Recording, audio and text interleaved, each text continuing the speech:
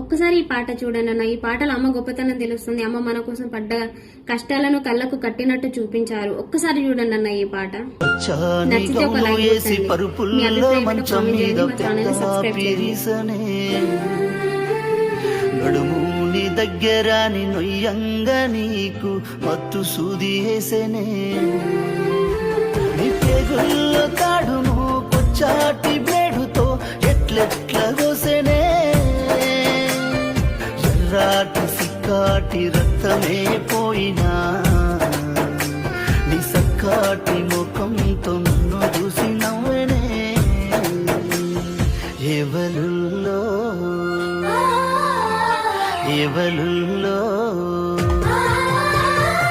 ఎవలుల్లో